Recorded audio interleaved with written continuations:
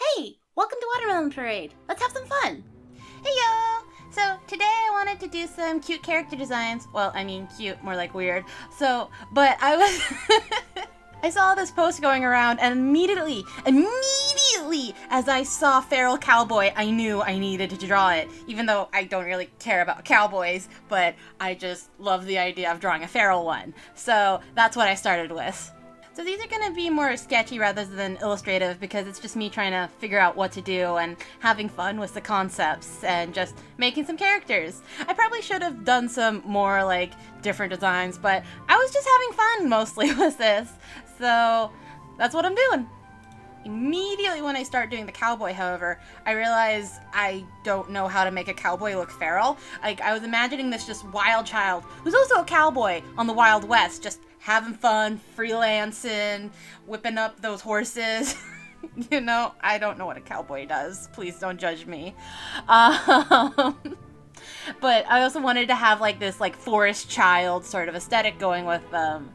So I didn't really quite know how to integrate those together quite well. So she kind of ended up turning out into a cowboy with rabies, it looks like. A really dirty cowboy, a really rowdy rough boy, a really rowdy rough cowboy girl.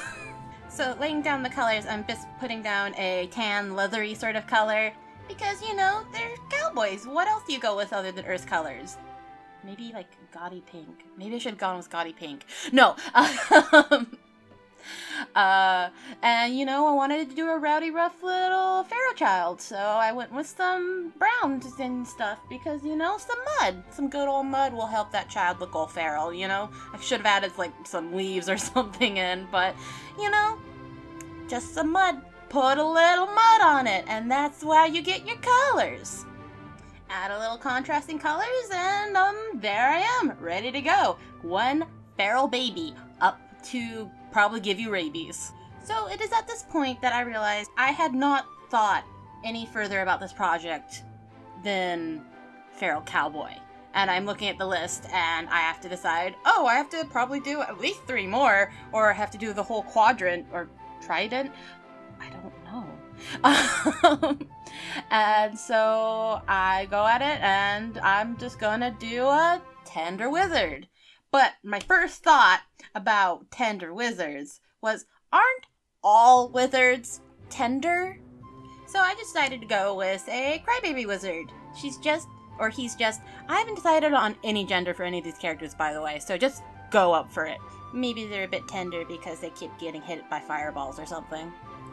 The clumsiest of wizards. The most tender. The most bruised. Oh no, I'm making myself sad. Come on, guys, I just want to cast spells without people being mean to them.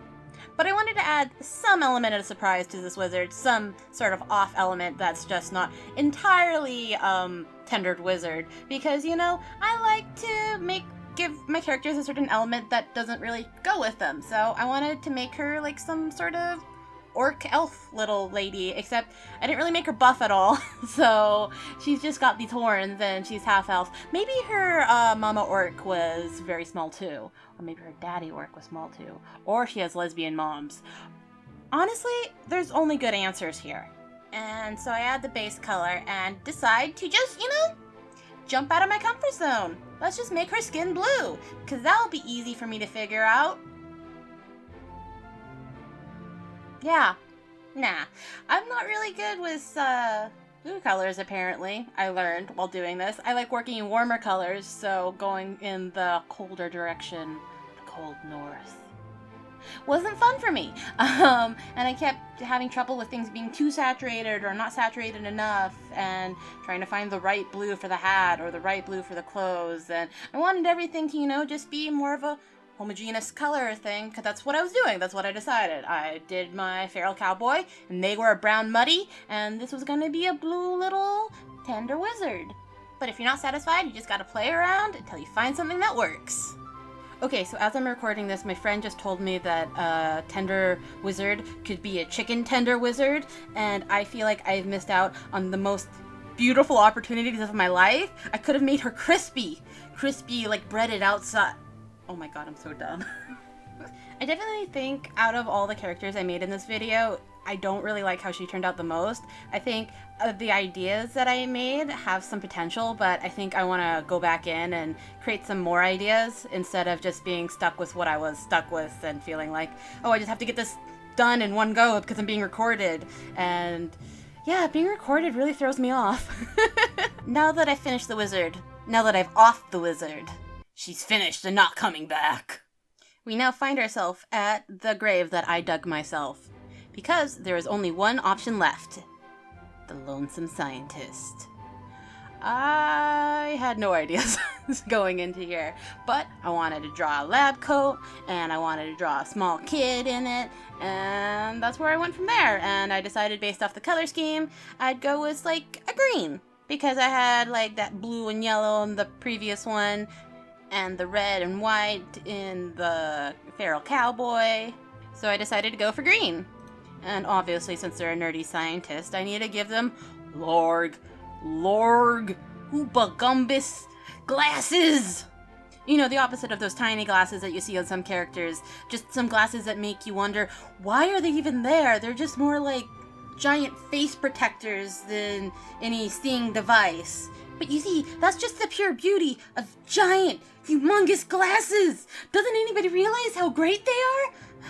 Okay, glasses ran aside. I decided that, they're a scientist, so they need to have some cool, creepy experiments. So I started with their hand really drooping and being weird like that, and I decided, it looks weird. So I'm gonna go with what other hands I can do, and so I just decided that there's just a bunch of hands around. Their friends are hands. Hand friends. Friends for hands. Yeah, okay, I know it's creepy, but I don't have to make sense or be super cute all the time. And you know, cute things can be creepy and creepy things can be cute. And yeah, okay, the hands are gonna give me nightmares. So obviously, creepy floating hands need ectoplasm around them and to glow to, you know, up the ante.